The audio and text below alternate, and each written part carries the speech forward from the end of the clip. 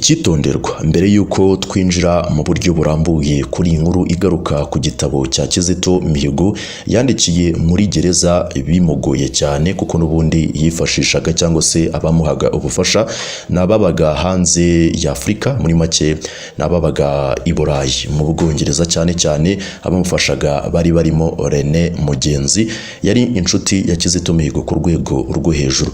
Icyitonderwa rero ugomba kumenya nuko n'ubundi udakwiye gukurikira ibiri muri iki gitabo bitewe n'ibikubiyemo mu gihe ushobora kuba ufite ikibazo cy'ihungabana cyangwa se utari umuntu ukunda kumva ibiteye ubwoba, kuko n'ubundi bamwe rwose bashobora guhungabanywa na bimwe mu biri muri iyi nkuru igaruka kuri iki gitabo cya Kizito Mihigo.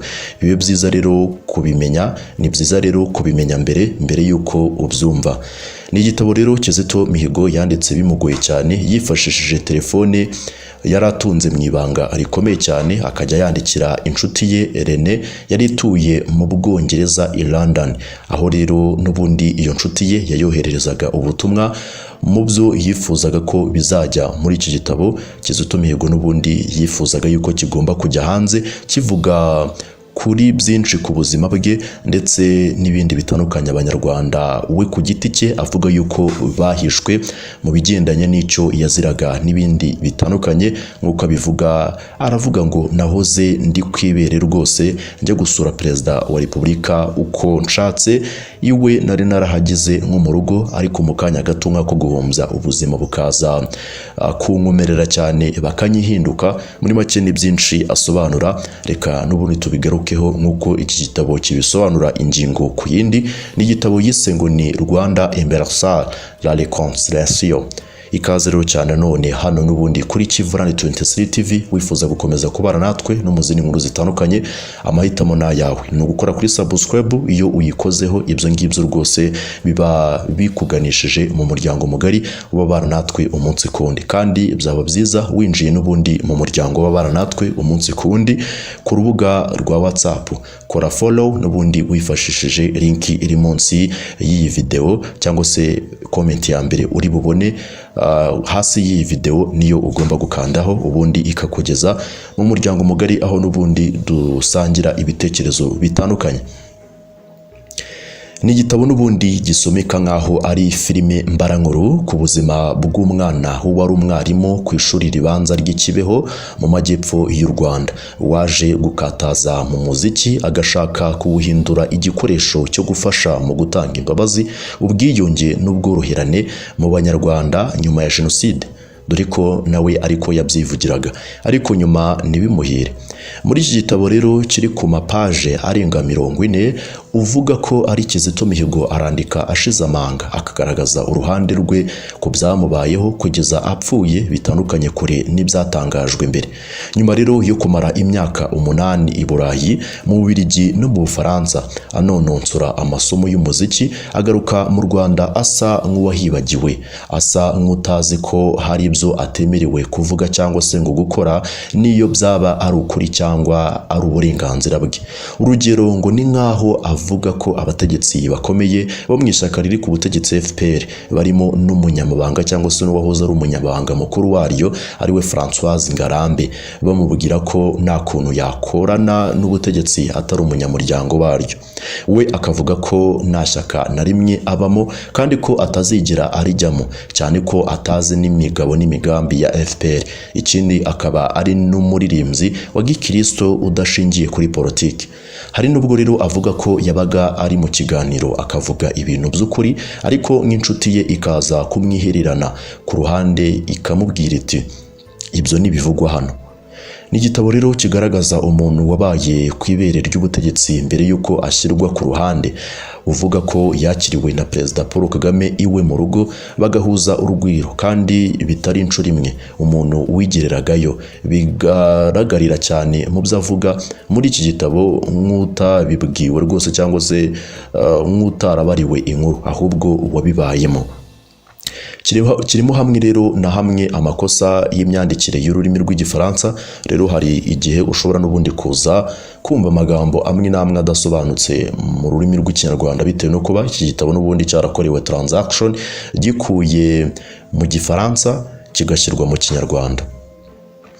Kizito avuga ukuntu n'ubundi ubwo jenoside yatangiraga iwabo i Kibeho, ubu ngubu ni mu karere ka Nyaruguru, ise Auguste Buguzi yaje kwicwa kubera ko yanze guhunga, avuga ko atasiga nyina, nyirakuru n'ubundi wa Kizito wari ufite intege nke z'izabukuru.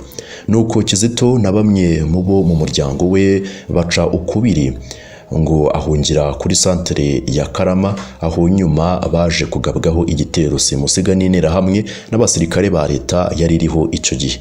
Avuga ukuntu yaje kurokoka kubera kwihisha mu mirambo, nyuma bukeye bwaho agasohoka muri icyo cyumba agenda asimbuka imirambo yuzuye hanze, imwe yacitsemo ibice, igihimba kitari kumwe n'amaguru. Mu rugendo rero rwo guhunga yerekeza i Burundi, ubwo yari hafi kwambuka, avuga ko yaje guhagarikwa n'umusirikare ushaka kumwica, ariko mu gihe uwo musirikare agihugiye ku bandi bantu bakuze yarimo ahagarika, Kizito amaguru ayabangira ingata, arokoka jenoside gutyo. Ageze rero mu nkambi i Burundi, avuga ko rwose hari ubwo yaje kumenya ko hari abo mu muryango we barokotse, barimo nyina n'abandi bavandimwe be. Ubwo rero umuryango we wahungukaga FPR yaramaze gufata ubutegetsi, avuga ko yabaye umubihe cyangwa se umurakare, afitiye umujinya n'urwango buri muntu wese wo mu bwoko bw'abahutu, kuko yamufataga nk'indangondwa z'abahutu n'ubundi zisheze. Avuga ukuntu yajyaga akubita ingumi cyangwa se akubita ibipfunsi ku nkuta no ku biti kubera umujinya. Muri make yaribabazaga bitewe n'agahinda gakabije yari afite. Nyuma rero ya jenoside umuryango we wagiye gutura i Kigali, aho wakodeshaga inzu yo kubamo kubera ko iwabo i Kibeho hari hakirangwa umutekano muke. Ageze rero ku seminari no ya Karubanda mu mwaka w'amashuri wa 1995 no mu 1996, avuga ko umuziki, gukina karate no gusenga ari byo yibandagaho cyane, ndetse kubera ubuhanga bwe mu muziki aza gushinga korali ye bwite itandukanye n'iy'ishuri yajyagamo intyoza gusa mu muziki, ndetse ikitabira amarushanwa atandukanye. Avuga ko nyuma ubwo abanyeshuri b'abahutu bavuka i Kibeho batangiraga kugera ku seminari, uruhande rumwe rwe rwabaga rugifite umujinya kubera kwicwa kwa se muri jenoside, ariko ku rundi ruhande akabegera akababaza amakuru yaho abo biganye mu mashuri abanza n'aho baba baherereye. Avuga ko rwose ubwo yaratangiye kwakira muri korali ye bamwe n'ubundi muri bo bagaragazaga ubuhanga mu muziki no kuririmba, bamwe mu banyeshuri b'abatutsi bamushinjaga kwibagirwa vuba, ko rwose bidakwiye ko abo bahutu bagera muri korali, ko rwose ikwiye kuba iy'abatutsi, ariko we akabirengaho. Anavuga ukuntu ubwo yimukiraga mu ishuri rya Collège Saint André i Kigali, akajya acuranga anaririmba muri korali ya Kigali ikuze kurusha izindi, kubera ko yashinzwe n'ubundi mu mwaka mu 1966. Padiri wayoboraga iryo shuri yagerageje kubimubuza, avuga ko ari korali yashinzwe n'abajenosideri, kuko n'ubundi yanaririmzemo Matayo Ngirumatse wabaye umukuru w'ishyaka ryari ku butegetsi mbere ya jenoside rya MRND, akaza no gukatirwa gufungwa burundu n'urukiko rwa ICTL nyuma yo guhamwa n'ibyaha bya jenoside. Kizito rero avuga ko byamutangazaga ndetse bikanamubabaza kubona umuntu uvuga ko yihaye Imana avuga bimwe iyo ari muri kiliziya asoma misa yigisha abantu urukundo, ariko hanze akigisha urwango.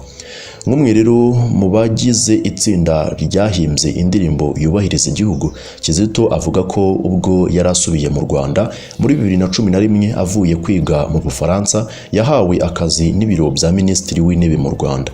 Mbere rero yaho ubwo yari afite imyaka 19 y'amavuko, avuga ko yabaye uwa gatatu mu myanya 5 y'abahataniraga gutanga injyana y'indirimbo yubahiriza igihugu cy'u Rwanda izwi nka Rwanda Nziza. Avuga ko rwose ariko babiri bamuje imbere bari abasirikare, ndetse ko nyuma Dr Joseph Nsengimana wakoraga mu biro bya perezida wari ushinzwe ibikorwa by'iryo rushanwa ryo guhimba indirimbo yubahiriza igihugu yaje kumubwira ko ari we wenyine wubahirije amabwiriza yari yaratanzwe. Icyo gihe ngo yahembwe ibihumbi 750, amwe muri yo ayakoresha mu birimo kunganira nyina w'umwarimukazi wari umaze igihe agorwa no kubaka inzu yabo bwite bakava mu bukode. Umwanya rero wa mbere ujyanye no gutanga amagambo ageze Rwanda Nziza wo wegukanywe n'itsinda ry'imfungwa zo muri gereza ya Karubanda. Nyuma rero ariko Kizito avuga ko abaje mu myanya 5 ya mbere bose bahurijwe hamwe ngo banononsore uko iyo ndirimbo yaririmbwa, nubwo avuga ko atigeze mu by'ukuri ashimishwa n'injyana ya nyuma yemejwe yuko indirimbo icurangitse ubu kuko hari ibyo itubahirije ngo mu mabwiriza n'ubundi muziki no mu yari yatanzwe y'irushanwa arimo nuko ishobora ngo gukorwaho akarasisi. Gusa avuga ko rwose ngo kuko benshi batoye bemeza iyo njyana ntacyo yari afite cyo kubihinduraho. Amasezerano rero yaje kugirana n'ibiro bya Minisitiri w'Intebe w'u Rwanda yari ayo kumuhemba amayero 300, amayero 300 icyo gihe n'ubundi yarengaga ibihumbi 300 by'amafaranga y'u Rwanda kuri buri nshuro imwe afashije mu kuririmba no gucuranga indirimbo yubahiriza igihugu. Ibyo byarebaga mu birori birimo n'ubundi Perezida Paul Kagame, Perezida wa Sena ndetse na Minisitiri w'Intebe. Muri make ahariho hose haririmbwa indirimbo yubahiriza igihugu, gusa ariko hari abayobozi n'ubundi bo ku rwego rwo hejuru. Kizito Mihigo rero avuga ko rwose muri ibyo bihe yatangiye kujya abwirwa na zimwe mu nshuti babanye mu Bubiligi no mu Bufaransa ko ari guhinduka igikoresho cy'ubutegetsi bw'u Rwanda. Bamwe rero muri izo nshuti ze babaga bamuhangayikiye kuko n'ubundi bari basanzwe ngo bamuzi nk'umuhanzi w'umukristo ushize imbere kuririmba ku rukundo, imbabazi n'ubwiyunge bw'Abanyarwanda. Avuga ko ibyo yanabibonaga ubwo yabaga ari gusoma ibitekerezo abakunzi be banditse munsi y'indirimbo ze kuri YouTube. Gusa avuga ko rwose iteka yabwiraga izo nshuti ze bavuganaga ko ibyo azi uko azabyitwaramo, ibyo ngibyo nyine ngo yari azi uko azabyitwaramo, nubwo yemera ko byari bigoye kuko n'ubundi icyo gihe yibiraga mu buzima bw'iraha n'ibyishimo byo kuri iyi si. Kizito rero avuga ko kubera ukuntu yagiye ahura na Perezida Kagame ndetse na fondasiyo yashinze ikaza guhabwa igihembo na Madamu Jeannette Kagame kubera uruhare rwayo mu bumwe n'ubwiyunge byatumye arushaho kumenyekana no gutinywa. Avuga ko bamwe rero mu bamutinyaga ari abajenerali mu gisirikare cy'u Rwanda ndetse n'abaminisitiri bigengeseraga cyane iyo babaga bari kumwe nawe, kuko n'ubundi bakekaga ko ibyo bavuga ashobora kubibwira Bwana Kagame, bavuga ko n'ubundi amugeraho igihe cyose ashakiye. Avuga kandi ko amakuru y'uko yaba yari mu rukundo ndetse agasohokana n'umukobwa wa perezida ari ibihuha, kuko n'ubundi uwo mukobwa batigeze banahura na rimwe.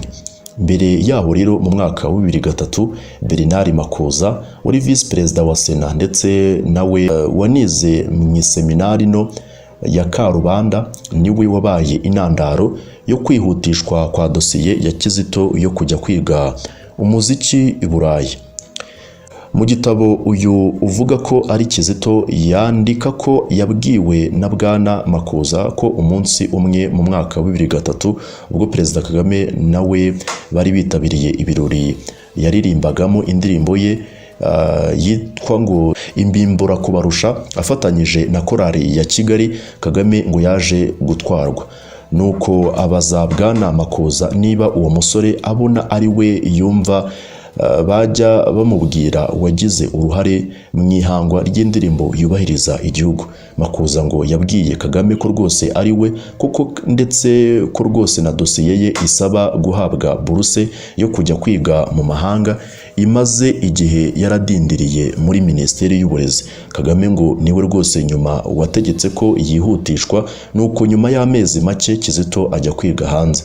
Kubera ko rero amafaranga yo kumubeshaho ku ishuri yahabwaga buri kwezi na leta y'u Rwanda angana n'amadolari 600 yakundaga gutinda, Kizito avuga ko yunganirwaga n'amafaranga hanini yinjizaga ku ruhande avuye mu miryango y'Abanyarwanda no mu nshuti mu Bufaransa no mu Bubiligi bajyaga bamutumira ngo ajye n'ubundi kubacurangira mu misa bagize nk'iminsi mikuru n'ibindi bitandukanye. Muri 2011 rero avuga ko ubwo yasabaga guhura na Perezida Kagame akaza kumwakira iwe mu rugo ngo ni nabwo bwa mbere bari bahuye. Avuga ko yamubajije niba koko ari we wamuhaye buruse yo kujya kwiga umuziki muri Conservatoire National Supérieur de Musique et d'Art i Paris n'ubundi mu Bufaransa. Nuko Perezida Kagame amubwira ko koko ari we wayimuhaye. Kizito aramushimira cyane. Muri iki gitabo rero Kizito Mihigo atanga zimwe rwose mu ngero zimwereka ko ubutegetsi ngo bw'u Rwanda ngo bwasaga nkaho bumaze ngo gutahura ko bamwibeshyeho mu kwibwira ko azajya aririmba buri kintu cyose bushaka natsimbarare ku mahame n'ubundi ngo y'imyemerere ye. Ku itariki rero ya 4 z'ukwa 10 muri 2013 avuga ko ubwo yari yatumiwe mu nteko ishinga amategeko y'u Rwanda ngo afashe mu kuririmba indirimbo yubahiriza igihugu mu muhango wo kurahiza abadepite bashya, ubwo hari hagitegerejwe n'ubundi ko Perezida Kagame ahagera, umwe mu bakuru b'ishyaka riri ku butegetsi rya FPR yaramwegereye aramubaza cyangwa se amubaza impamvu atigeze yitabira ibikorwa byo kwamamaza abakandida ba FPR. Kizito akamusubiza ko rwose nta mpamvu yumva yari gutuma abyitabira kuko n'ubundi atari umurwanashyaka cyangwa se umwemerashyaka wa FPR. Nuko uwo mukada wo muri FPR akamwungurira ati Kizito ntabwo ugomba kubura muri gahunda nk'izo. Kizito rero avuga ko yahise atebya hanyuma uwo mukada akagenda, gusa ngo yasigaye yibaza impamvu FPR yumva ko rwose ibyo yemera ari nabyo abandi bantu bose bakwiye ngo kwemera, nkaho nta bwenge bafite bwo kugira amahitamo yabo. Amezi make rero mbere yaho nabwo mu nteko ishinga amategeko y'u Rwanda, Kizito avuga ko umugore wari wungirije minisitiri wari uyoboye imihango cyangwa se MC uwo munsi yamusabye gushyushya imbaga yari itangiye kurambirwa nyuma yo gutegereza igihe kirekire umushyitsi mukuru Perezida Kagame.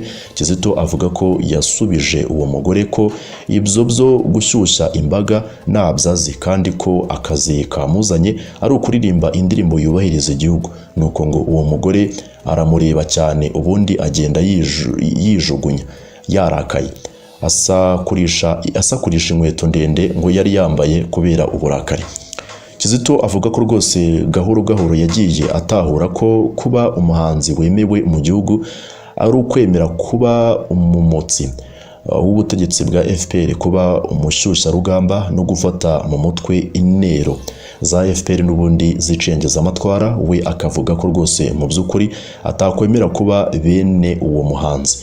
Avuga kandi ko yagiye ahatirwa kurahira ngo yinjire mu ishyaka FPR, harimo n'ubwo yabihatiwe na Françoise Ngarambe umunyamabanga mukuru waryo, ariko agakomeza n'ubundi kwinangira.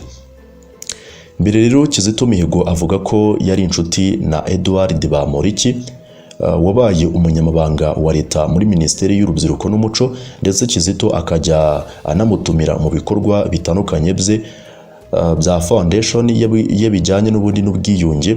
Gusa Kizito n'ubundi akavuga ko rwose hari ubwo atishimiye ubutumwa bwe bwo kuvuga ko abahutu bose n'abatarakoze jenoside bagomba gusaba imbabazi kubera jenoside yakozwe mu izina ryabo. Ibyo ngo byarakaje Kizito bituma n'ubundi atongera kumutumira. nyuma rero ngo Bamporiki yaje gukoreshwa muri gahunda ya leta itaravuzweho rumwe yandi umunyarwanda yitabiriwe n'abanyapolitike b'abahutu barimo n'abaminisitiri n'ubundi bo muri ubwo bwoko. Avuga ko rwose yari igamije kwegeka icyaha cya jenoside ku bwoko bw'abahutu bose n'abatari bakavutse mu gihe yakurwaga, ngo kuko n'ubundi yakozwe mu izina ryabo. Kizito avuga ko FPR yari ishyaka ry'abahezanguni ngo kandi rigamije ngo kuba ishyaka rimwe rukumbi ifite ijambo mu gihugu.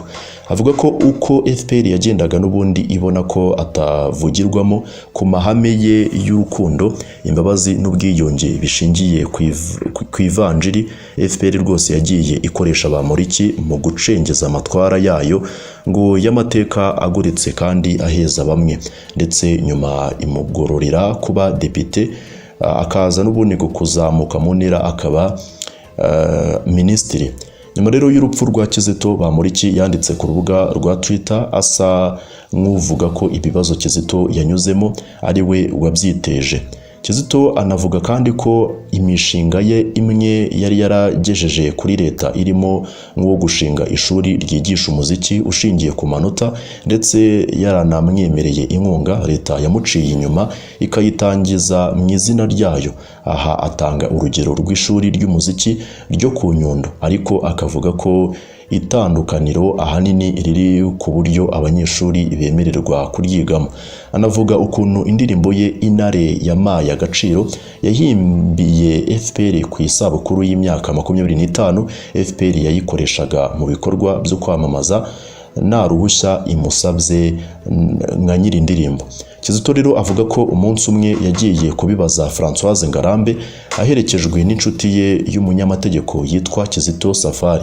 Avuga ko yakiranwe agasuzuguro no kwishongora, Ngarambe amubwira ko FPR nawe igomba gusaba uruhushya kuko n'ubundi nawe ajya kuyiririmbaho nta ruhushya yayisabye. Kizito rero asubiramo amagambo ya Ngarambe uwo munsi agira ati nawe utangiye gutekereza ibintu byose mu mafaranga nka Cecile Kayirebwa. Kizito rero avuga ko rwose yamusubije ko atari ko bimeze, ko ahubwo we nka nyiri indirimbo yifuza kumvikana na FPR bakagirana amasezerano ikajya ikoresha iyo ndirimbo uko ibishatse, ariko mu buryo bukurikije amategeko agenga umutungo bwite w'umuhanzi, kandi nawe akagira icyo ahabwa. Gusa ngo yaje n'ubundi gusohorwa mu biro, Ngarambe amubwira ko yajya kurega aho ashatse hose. Kizito avuga yuko rwose yabonye ko niyo yarega ntacyo byafata kuko n'ubundi inkiko zo mu Rwanda avuga ko zikorera ngo mu kwaha k'ubutegetsi.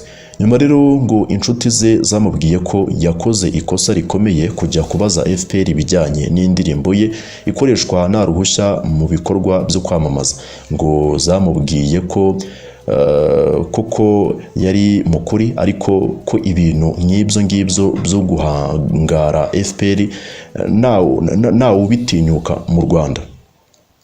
Kizito rero avuga ko rwose mu kwezi kwa gatatu mu mwaka wa 2014 yasohoye indirimbo Igisobanuro cy'urupfu, afite gahunda y'uko ifasha abanyarwanda by'umwihariko abakristo, ikabaherekeza mu gihe cy'igisibo bitegura Pasika hanini n'igihe cyo kwibuka jenoside ku nshuro ya 20.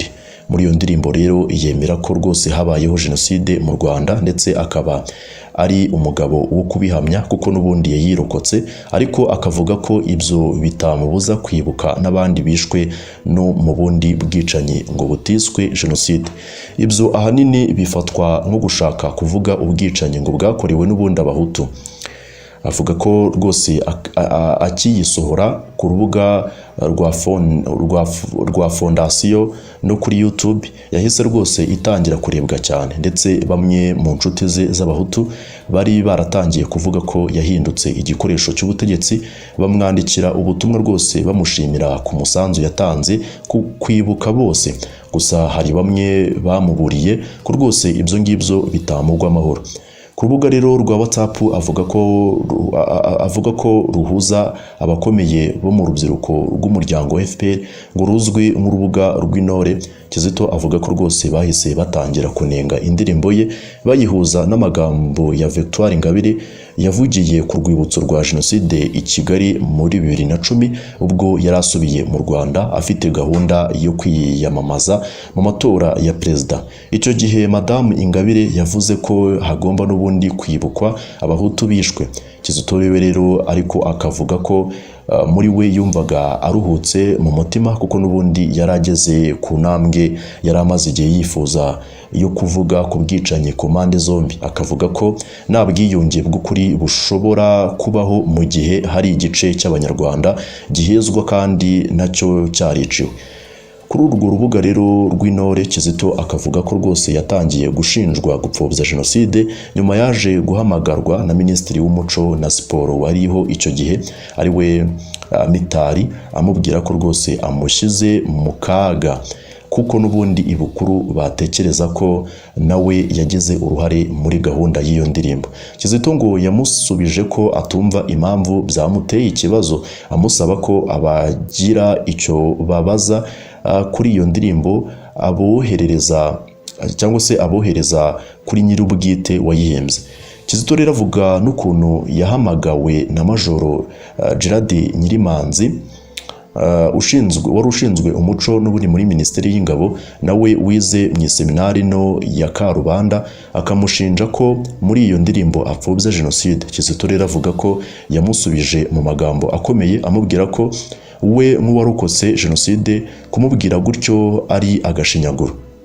Nyuma rero Kizito avuga ko Ines Mambara wari ukuriye ibiro bya Perezida Kagame na Bernard Makuza wari Vice Perezida wa Sena bamutumije mu nama bamubwira ko rwose iyo ndirimbo yarakaje Bwana Kagame, bamutegeka kuyisiba, kwandikira Perezida ibaruwa isaba imbabazi no kwandika inyandiko mu binyamakuru bya leta asaba imbabazi, bitaba ibyo ngo bikamumerera nabi. Kizito rero avuga ko rwose yabikoze nk'uko yari abitegetswe, gusa ngo iyo ndirimbo yakomeje guhererekanywa kuko n'ubundi yari imaze iminsi iri kuri internet. Kizito ngo rwose yibwira ko ibibazo ngo byari birangiye, akomeza kwitegura kwibuka Jenoside ku nshuro ya 20, akomeza gukora ku ndirimbo zitandukanye zirimo na Inzigo yarazingutse ivuga neza ubutegetsi bw'u Rwanda, ngo yari yateguye kuririmba ku itariki ya 7 y'ukwa 4 2014. Avuga ko rwose kuva icyo gihe indirimbo ze zatangiye kujya zigenzurwa n'ibiro bya Perezida mbere y'uko zisohoka, ndetse ko rwose iyo yari gusohora ku itariki ya 7 y'ukwa 4 yari yahawe uruhushya na Madamu Mambara ko rwose nta kibazo ifite. Kizito rero avuga ko ku ruhande rumwe yaterwaga ishema n'ubu buryo bushya bw'imikorere, aho ibiro bya Perezida w'igihugu bikurikiranira hafi indirimbo ze, gusa ku rundi ruhande akavuga ko rwose byari biteye impungenge ku bwisanzure bwo gutanga ibitekerezo. Mu gihe rero mu gice rero nanone cy'igitabo cye gisomeka nk'aho yaba ari filimi iteye ubwoba cyangwa se horror movie, Kizito avuga ko ku cyumweru ku itariki ya 6 y'ukwa 4 2014 nyuma ya saa sita imvura rwose iri kugwa, yasabye umushoferi we kumujyana kuri studio gufata indirimbo ye yari kuririmba bukeye bwaho kuri Stade Amahoro n'ubundi mu muhango wo kwibuka Jenoside ku nshuro ya 20. Mu masangano rero y'imihanda iri imbere y'inteko ishinga amategeko y'u Rwanda, Kizito avuga ko asobanura ukuntu ubwo imodoka yari irimo kugenda gake yagiye akumva umuntu akubise ku muryango w'imodoka w'inyuma aho yari yicaye, akabona hinjiye umuntu ariko agasanga asanzwe amuzi, ngo yari umupolisi n'ubundi wo ku rwego rwo hejuru CIP Atanaze Ruganintwari ariko yambaye imyenda ya gisivili. Kizito avuga ko rwose yahise amubaza niba ashaka ko bamuha lift yo kumugeza imbere naho yifuza n'ubundi ko bamugeza, undi akamusaba ko ahubwo berekeza ku biro bikuru bya polisi ku Kacyiru, ndetse amwaka telefone ye. Ngo bageze imbere uwo mupolisi yasabye ko bahagarara, Kizito atwarwa mu yindi modoka ifite ibirahuri byijimye irimo abandi bapolisi, bagenda bamushyize hagati ari babiri mu mwanya w'inyuma. Avuga ukuntu rero bazengurutse mu mujyi wa Kigali, hakaza kuza indi modoka nayo ifite ibirahuri byijimye ikavamo abasore babiri bananutse bambaye nabi. Kizito avuga ko rwose bari kuba abishi ngo be ngo bamwicara umwe iburyo undi ibumoso arabasuhuza ariko ngo baramwihorera. Avuga kandi ukuntu ngo yapfutswe mu maso bakerekeza mu nkengero za Kigali mu ishyamba riri mu nzira zerekeza i Bugesera, aho bagumye mu modoka kugeza mu masaha ya saa 2 z'ijoro ryo kuri iyo tariki ya 6 y'ukwa kane muri 2014. Avuga ko rwose abapolisi bakuru bari bicaye imbere mu modoka bakomeje gusohoka baganirira hanze banitaba telefone. Kizito rero ngo yabonaga rwose ko umunsi we wageze, atangira gusenga bucece. Avuga ko yaje gushimishwa no kumva telefone y'umwe mu basore babiri ngo bari kumwica isonye, akumva havuze indirimbo ye yitwa Ijoro ribara uwariraye, akajya kwitabira hanze nawe. Kizito rero avuga ko rwose yumvise ko nubwo bamwica ubutumwa bwe bwumvikanye. Kizito avuga yuko rwose ngo muri iryo joro yabwiye abo bapolisi ko rwose niba icyo bashaka ngo kumuziza ari indirimbo ye Igisobanuro cy'urupfu, yamaze kuyivanaho n'ibiro bya perezida, kandi ko ikibazo cyayo barangije kugikemura.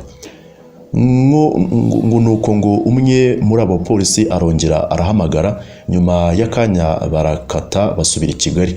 Bahageze rero ngo afungirwa ahantu atamenye aho ariho, mu nzu isanzwe yo guturamo ariko yahinduwemo gereza ngo n'ahakorerwa iyicarubozo.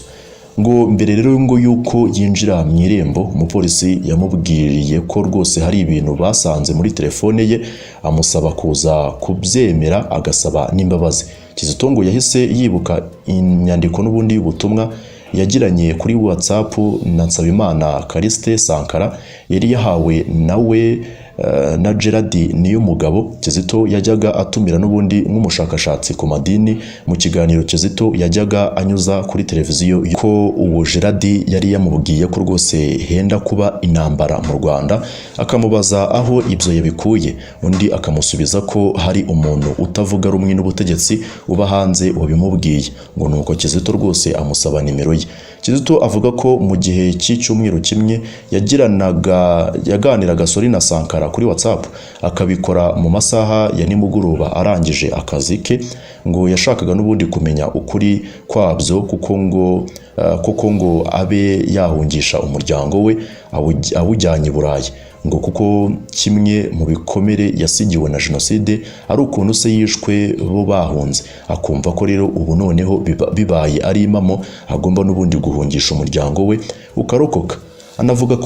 Anavuga kandi ko rwose abantu badakwiye kumufata nk'umumarayika cyangwa se ngo bamufate nka shitani, ko rwose yari umuntu usanzwe ushobora no gukosa nk'abandi. Avuga ko icyo gihe n'ubundi yari abizi ko Sankara atari umuntu ufata ibyemezo mu ishyaka rya RNC ritavuga rumwe n'ubutegetsi bw'u Rwanda, ko kuganira nawe yabifataga nk'ikiganiro cy'abasore babiri barokotse jenoside bakaba binubira uburyo FPR n'ubundi itegetse mu Rwanda, ko kandi cyari ikiganiro hagati yabo kitari cyo ku karubanda. Akavuga yuko n'ubundi mu bihugu nk'Ubufaransa na Leta Zunze Ubumwe za Amerika birimo demokarasi, icyo kiganiro nta kibazo cyajyaga gutera kuko n'ubundi ari ibitekerezo bwite byabo. Gusa avuga ko yicuza kuba yarakoresheje amagambo akomeretsa, avuga ko Perezida Kagame no ku butegetsi bw'u Rwanda. Muri iyo nzu itazwi rero ngo yafungiwemo kuva muri iryo joro, Kizito avuga ukuntu n'ubundi yumvaga abantu bamwe baboruga hanze nk'abari kwicwa cyangwa se gukorerwa iyicarubozo. Mu gitondo rero cyo ku itariki ya 7 y'ukwa kane, akiri ku mapingu, avuga ukuntu umupolisi yamubajije niba adashaka kuza kwireba kuko indirimbo ze zo kwibuka zari zirimo guca kuri televiziyo y'u Rwanda no kuri TV1. Nuko ngo ubwo yageraga n'ubundi muri salo, abona hanyura n'abasore bambaye gisivile bo mu nzego z'umutekano bafite imigozi mu ntoki, agakeka ko rwose ariyo banigishaga abantu mu ijoro ryakeye. Ngo kuva rero kuri iyo tariki ya 7 y'ukwa kane muri 2014 hari abantu benshi ngo batangiye kwibaza aho Kizito aherereye, kuko n'ubundi atari yabonetse mu muhango wo kwibuka jenoside nk'uko byari bisanzwe. Ngo ndetse ngo hari n'abatavuga rumwe na leta y'u Rwanda baba mu buhungiro bari batangiye n'ubundi guhuwisa ko rwose Kizito yataye muri yombi. Avuga ukuntu rero telefone ye yakomeje gukora uko ihamagawe, mu polisi uyifite akamubaza uhamagaye mbere yo kumwemerera kwitaba kandi akamutegeka ibyo asubiza. Avuga ko na nyina yamuhamagaye akamubaza aho yaburiye, undi akamusubiza ko nta kibazo afite ndetse ko ari i Kigali, ariko nyina nashirwe akibaza impamvu atamubonye mu kwibuka. Nyuma rero ngo yaje guhamagarwa n'abanyamakuru ba RFI, umwe ukorera i Kigali n'undi ukorera i Paris. Yitabye uwa mbere akavuga ko uwo munyamakuru yamusabye ko bahura niba koko ari i Kigali, uwa kabiri we akamubwira ko atava kuri telefone niba atemeye guhura na mugenzi we ukorera i Kigali.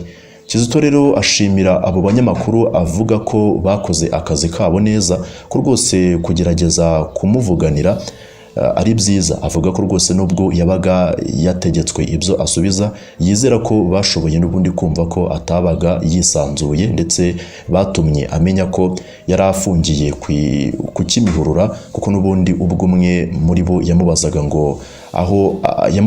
aho ari, yabajije umupolisi akamusubiza kuvuga ko ari ku Kimihurura. Nyuma rero ngo uwo mupolisi wabaga ufite telefone ye yatanze raporo kuri Dani Munyuza, wari umukuru wungirije wa polisi, amubwira ko rwose abanyamakuru ba RFI bakomeje kumushakisha bibaza aho aherereye. Avuga ukuntu rero yashimuswe akanafungirwa ahantu hatazwi mu buryo bunyuranyije n'amategeko, ndetse na mudasobwa ye yo ku kazi ikinjirwamo, ndetse niwe hagasakwa aho yabaga, kandi ababikora nta nyandiko bamweretse ibaha uruhushya rwo gusaka, cyangwa se muri make cya gipapuro polisi izana cyerekana ko yemerewe gusaka iwawe. Sonia Lole, umwe muri abo banyamakuru ba RFI bavugwa, yemereye BBC Gahuzamiryango ko rwose yavuganye na Kizito icyo gihe, kandi ko uko kuvugana kwabo kuri mu byashyize igitutu kuri polisi ngo imwerekane imbere y'abanyamakuru i Kigali. Uko ngo igitutu cyo kumenya aho aherereye ngo cyakomezaga n'ubundi kwiyongera. Kizito yabwiwe ko agiye n'ubundi kugezwa imbere y'abanyamakuru. Avuga ukuntu mu guhura na Dani Munyuza yamubwiraga ko afite amahitamo abiri: kwemera ibyaha agasaba imbabazi, ubundi igihano cye kikagabanywa, cyangwa se kubihakana akicwa. Yakomezaga kwibutswa ko rwose amahirwe aza rimwe mu buzima, ko yari kwicwa ku itariki ya 6, ko kuba bitarabaye icyo gihe bitakongera kuba kuri iyi nshuro. Mu gitondo cyo ku itariki ya 14 y'ukwa 4, Kizito avuga ko rwose Dani Munyuza yaje ngo aho yari afungiye akongera kubimusubiriramo, ngo nuko ajyanwa kwerekwa abanyamakuru ku biro bikuru bya polisi ku Kacyiru. Mu cyabaye rero ngo kugwa mu kantu ku bakunzi be ngo byarabatunguye n'ubundi cyane. Kizito yemeye ibyaha byose birimo n'ubugambanyi bugamije kwica perezida wa Repubulika. Gusa Kizito rwose avuga ko ubwo yari mu modoka ya polisi ajya kwerekwa abanyamakuru, yashyize umutwe mu maguru agatekereza ku kuba yabihakana cyangwa se yabyemera.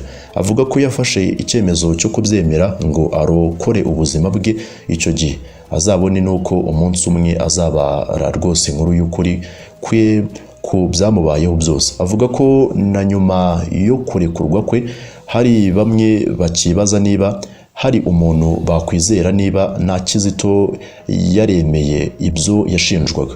Gusa avuga ko rwose hari n'abandi abona bazi ko hari ikihishe inyuma ngo yo kwemera ibyaha bye byose, ibyaha kwe kirenze ibyo babwiwe na leta. Avuga ko rwose abo ari bo yemeranya nabo, ndetse ko ashimishwa no kuba bakomeza n'ubundi gukurikiza ubutumwa bwe bw'urukundo, imbabazi n'ubwiyunge. Mu gihe rero yarakomeje kwitegura urubanza rwe mu bujurire nyuma y'imyaka 4 yari ishize afunze mu rubanza, avuga ko abafatwa nk'abafatanyacyaha be umwe gusa ari we yari yaramenye mbere, kuko n'ubundi yari umunyamakuru, naho abandi ari bwo bwa mbere yari ababonye. Kizito avuga ko rwose yategetswe n'abategetsi batandukanye kureka ubujurire bwe agakomeza gusaba imbabazi. ku itariki ya 11 z'ukwa kane 2018 mu masaa 10 rwose z'umugoroba Kizito avuga ko yari ahuze kubera imirimo yo muri gereza ijyanye n'icyumweru cyo kwibuka jenoside. Nibwo ngo yasabwe kwitaba ku buyobozi bwa gereza ya Mageragere, aho n'ubundi yari yarimuriwe n'izindi mfungwa zibarirwa mu bihumbi nyuma yo gufungwa kwa gereza yarizwi hariya rwose iri hariya mu mujyi, ahasanga Dani Munyuza amubwiye ko rwose amufitiye ubutumwa bwa Perezida Kagame. Munyuza rero ngo yamubwiye ko Perezida Kagame yamubabariye ko igisigaye ari ukureba uburyo bwo gutangaza iyo nkuru yirekurwa rye, ubwo icyo gihe cyo kwibuka jenoside ku nshuro ya 24 cyari kuba kirangiye. Mbere rero yaho Kizito avuga ko rwose nyina yari yandikiye Perezida Kagame amusabira imbabazi, ndetse ko na Kizito ubwe yari yanditse azisaba. Kizito avuga yuko rwose ubujurire bwe bwakomeje kugenda busubikwa ku mpamvu zidasobanutse, nyuma umukuru w'amagereza mu Rwanda icyo gihe n'ubundi ari George Rwigamba amutegeka kureka ubwo bujurire. Rwigamba rero ngo yamubwiye ko kubukomeza kandi yaranasabye imbabazi bigaragara nk'ibivuguruzanya, amusaba kwandikira n'ubundi urukiko ibaruwa avuga ko abuhagaritse. Kizito avuga yuko rwose kuri we byagaragaraga ko niyo yabukomeza ntacyo bwari kugeraho, ahubwo akurikiza ibyo yategetswe byo kurekura ubujurire no gukomeza kugira icyizere cy'uko koko bazamufungura nk'uko babimubwiye. Ku itariki ya 14 y'ukwa 9 nibwo yarekuwe ku mbabazi za Perezida Kagame mu itsinda ry'imfungwa zirenga 2,000 zirimo na Victoire Ingabire, umunyapolitiki utavuga rumwe n'ubutegetsi bw'u Rwanda. Kizito rero ashima izo mbabazi yahawe, ariko akavuga ko ubutegetsi bw'u Rwanda bwari bukomeje no kugira ibibazo byo gucikamo ibice ku rubyiruko n'ubundi rwarokotse jenoside, ngo bamwe binubira ifungwa rya Kizito na Diane Rwigara wari warashatse kwiyamamariza kuba perezida mu matora yo muri 2017.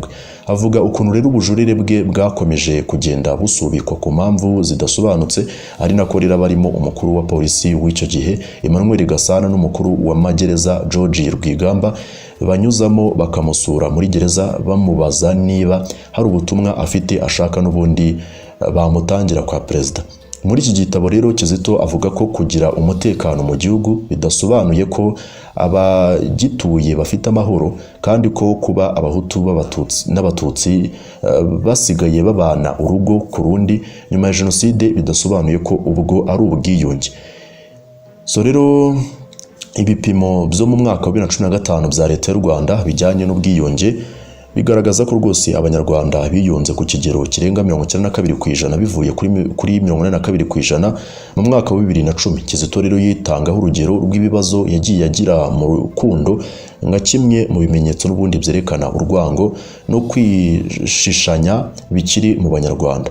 Ubwo rero yabaga mu Bubiligi avuga ukuntu ngo yakundanye n'umukobwa w'umututsi, umuryango we ukaba wari warahungiye i Burundi mbere yuko wimukira mu Bubiligi. Avuga ko iyo yabaga yasuye iwabo uwo mukobwa, nyina yamwakiranaga urugwiro, avuga ko ubutumwa bw'indirimbo ze bubafasha, ndetse akamusaba kuzafasha umukobwa wabo kuyoboka ubutumwa bwe bw'urukundo akareka inzangano zishingiye ku moko. Gusa ngo ubwo yabaga ahavuye ababyeyi b'uwo mukobwa bahitaga bamwihanangiriza ngo Kizito nazigire amujyana muri za misa zitabirwa n'abahutu yajyaga n'ubundi aririmbamo, bakamusaba kuzajya gusa ajya mu bikorwa na misa birimo abatutsi. Kizito rero avuga ko rwose uwo mukobwa byakomeje kumushobera akabura icyo yafata n'icyo areka, ngo bagatandukana bamaranye amezi 8 gusa. No mu Rwanda rero ngo yagiye ahura n'ikibazo cy'uko umukobwa wese bagiye kuba bajya mu rukundo asanga atiteguye kumwakira we wese n'ubutumwa bwe bw'ubworoherane, urukundo, imbabazi n'ubwiyunge. Ngo biba ari ngo niba ari umututsikazi akamusaba kureka ibyo avuga bijyanye no kumva akababaro k'abahutu, yaba ari umuhutukazi agashaka n'ubundi gutuma hari ibyo areka kuvugaho ku batutsi. Avuga kandi ko ukuntu yagiye yihanangirizwa mu butumwa bw'abatutsi b'inshuti ze ubwo yari yabajije amakuru y'umukobwa ngo biganye mu mashuri abanza i Kibeho ndetse banakundanaga by'abana. se na nyina rero b'uwo mukobwa ngo bafunzwe bashinjwa kugira uruhare mu rupfu rwa se wa Kizito muri jenoside ubwo yari mu biruhuko mu Rwanda akiga i Burayi. Yamenye ko yakoraga maze ajya kumusura ku kazi, ngo yamenye n'ubundi aho yakoreraga akajya kumusura ku kazi, ngo amuhumuriza ko ibyo ababyeyi be bashinjwa atabifata ko nawe hari uruhare abifitemo. Ngo ubwo zimwe rero mu nshuti ze z'abatutsi zabimenyaga zagiye zimwandikira zimubwira ziti muvandimwe Kizito, ibyo gukundana n'umukobwa w'umuhutu ntibibaho uramenye. Avuga ko rwose ku rundi ruhande hari n'abahutu babaga bashaka ko rwose ngashakana na Brandine ngo byerekane ko koko ubwiyunge aba yigisha nawe abwemera. Kizito rero we akavuga ko rwose mu myemerere ye ku bijyanye n'urukundo nta mibanire igomba kuzamo, nta mibare igomba kuzamo, ko niba ukunda umuntu uba umukunda utagomba kugira icyo ukora kuko n'ubundi ari ku ruhande ariko rubanda ibyifuza. Agashimangira ko uwo mukobwa yari inshuti ye n'ubundi bisanzwe nta gahunda yo kubana bigeze bagirana.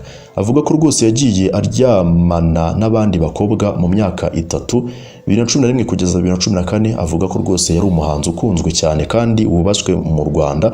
Avuga ko babaga ari abakobwa beza akunze, ariko nabo babaga bafite ishema ryo kuryamana n'umusitari nkawe, bakanabyigamba muri bagenzi babo. Gusa ku kijyanye rero no gushinga urugo, Kizito avuga yuko rwose umunsi ku wundi yagendaga arushaho kubona ko yagira umutuzo mu mutima we ashakanye n'umuntu utari umunyarwandakazi utazajya yita ku buhanzi bwe.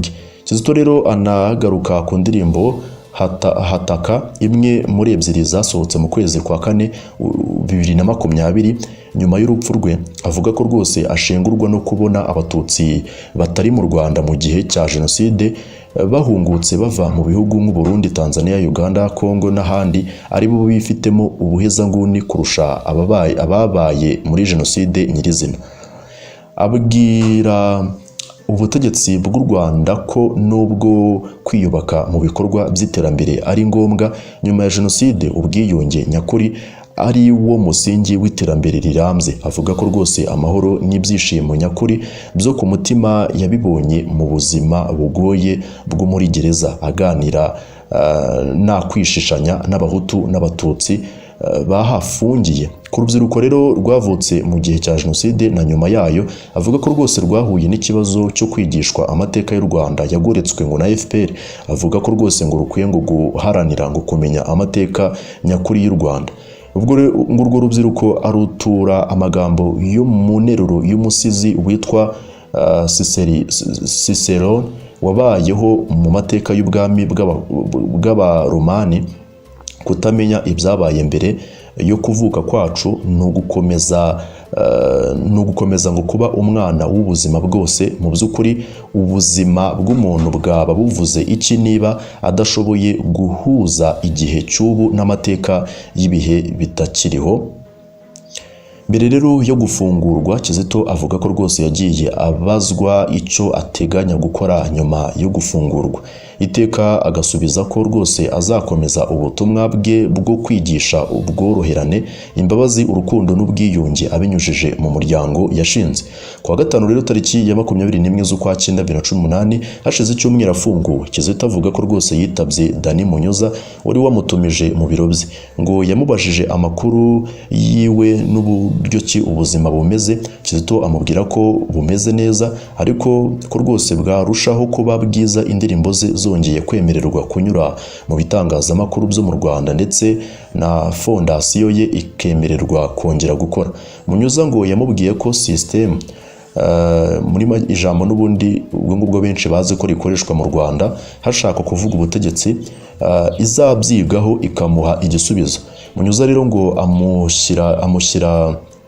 yamushyiriye ngo kuri konti ye yo muri banke amafaranga agera kuri miliyoni 3 yo kumufasha gusubira mu buzima busanzwe. Kizito ngo aramushimira cyane, ariko atungurwa no kubona umuntu ngo wari wamutoteje kuva yashimutwa amugiriye izo muhwe zo kumuha ayo mafaranga. Avuga ukuntu rwose ngo Munyuza yamusabye kugendera kure abazungu, ndetse akamubwira ko rwose hari n'amakuru avugwa ko fondasiyo ye ari nk'igikoresho ashaka kuzifashisha umunsi umwe akaba yakwiyamamariza no kuba perezida. Gusa Munyuza rwose avuga ibyo ngibyo ubutegetsi bubizi neza ko ngo ari ibihuha. Yamubwiye ko rwose yagize amahirwe yo gufungwa, amusaba kwirinda icyakongera kumugusha mu mutego.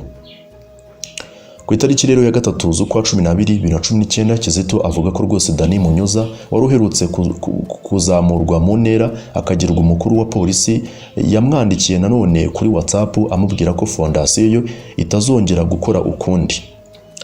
Ubwo butumwa ngo bwagiraga buti: reka amahoro n'ubwiyunge, niba ushaka ko umuryango wawe ukomeza gukora, hindura izina ryawo cyangwa se utangize uwundi muryango, kuko umuryango wawe ubu wamaze kugira izina ribi. Kizito avuga ko rwose ubwo butumwa bw'umukuru wa polisi bwamukomerekeje bikomeye, kuko ngo nta kuntu yashoboraga n'ubundi kureka gutanga ubutumwa bwe bw'amahoro n'ubwiyunge. Kizito avuga ko ubwo butumwa bwatumye yumva ko nta mahoro azigera agirira mu Rwanda mu gihe FPR ikiri ku butegetsi, kandi ko rwose mu gihe agikomeje ubutumwa bwe. Mu kwezi rero kwa 11/2018 avuga ukuntu n'ubundi yasohoye indirimbo ye ya mbere nyuma y'aho afunguriwe, ndetse akaza gusohora izindi mu bihe byakurikiyeho. Ku itariki ya 25 z'ukwa 2 2019 avuga ukuntu komisiyo yo kurwanya jenoside yasabye abahanzi kuyigezaho ibihangano byabo bijyanye no kwibuka jenoside ku nshuro 25 ngo ibisuzume. Avuga ko yabaye mu ba mbere batanze indirimbo zabo, agatanga iyitwa Abarinzi b'amateka ivuga hanini ko kubabarira bitavuze kwibagirwa. Ngo yatunguwe no kubona abandi bahanzi bose barandikiwe bamenyeshwa ko indirimbo zabo zemewe usibye we. Avuga ko ibyo bitamuciye intege, nuko ngo aza kwegera Masamba Intore, inshuti ye y'umuhanzi kuri ngubu n'ubundi ugikora n'umuziki, ndetse wigeze no gukora muri Minisiteri y'Umuco, amubaza niba haba hari igikorwa cya rusange cy'abahanzi giteganyijwe kijyanye no kwibuka jenoside. Masamba ngo amubwira ko rwose ntacyo azi kugeza ubwo, ariko ko namenye ko igihari, ariko ko namenya ko gihari azamumenyesha, ngo n'ubundi nawe yifatanye n'abandi. Ku munsi rero w'itariki ya 7 y'ukwa 4 muri 2019, Kizito avuga ko rwose yatunguwe no kubona uwo Masamba yari mu itsinda ry'abandi bahanzi baririmba indirimbo ijyanye n'uwo munsi utangiza ibihe byo kwibuka jenoside ku nshuro ya 25. Nyuma rero yaho kandi avuga ukuntu hari abantu n'ibigo bigiye n'ibigo bagiye bamutumira ngo ajye kwifatanya nabo abafashe kwibuka yifashishije indirimbo ze. Ku munota wa nyuma akagenda abwirwa ko rwose gahunda yahindutse atemerewe. Avuga nk'igikorwa cyari cyateguwe na gereza ya Nyarugenge n'icyari cyateguwe na Minisiteri y'Uburezi. Kizito rero anavuga ukuntu rwose no kuba yakwibuka jenoside iwabo ku ivuko atari akibyemerewe nk'umuhanzi. Avuga ko ku itariki ya 14 y'ukwa 4 hibukwa abazize jenoside biciwe muri kiliziya ya paruwasi ya Kibeho, agendeye ku makuru yatanzwe n'abahamwe n'ibyaha bya jenoside. Kizito rwose avuga ko ari naho se yiciwe kuri iyo tariki. Avuga ko rero ubwo yari yamaze kuhagera kuri iyo tariki mu mwaka wa 2019, Kizito rwose ngo yabwiwe n'abari bateguye uwo muhango ko rwose ubuyobozi bw'akarere ka Nyaruguru bwategetse ko izina rye rikurwa ku rutonde rw'abahanzi bemerewe gufasha mu bikorwa byo kwibuka kuri uwo munsi n'ubundi. Nyuma rero y'icyumweru ibyo bibaye, Kizito n'ubundi avuga ko ibyo byongeye kumubaho ubwo yari yagiye kwibukira kuri ya santere ya Karama aho avuga ko yarokokeye jenoside, nabwo akabwirwa ko akarere ka Nyaruguru katanze itegeko ko nk'umuhanzi atemerewe gufasha mu kwibuka. Ubwo rero yapfaga mu kwezi kwa kabiri uyu mwaka n'ubundi wa 2020 nyuma ya 2019, hari hashize igihe akora ibikorwa byo kwigisha umuziki w'amanota abanyeshuri bari mu biruhuko. Nuko nguko rero n'ubundi ibye byarangiye, ibyo ngibyo nibyo n'ubundi yashyize mu gitabo cye. Rwose benshi batunguwe n'ibyari bikubiyemo, kuko rwose hari benshi bagaragaza ko ibyo Kizito yashyizemo byari biteye ubwoba kubyumva. Ngayo nguko rero ndagushimiye cyane wowe wafashe umwanya ukabana natwe, ni by'agaciro. Komeza ubane natwe no mu zindi nkuru zitandukanye. Ndagushimiye cyane, muri Imana imigisha akomeze ature iruhande rwawe.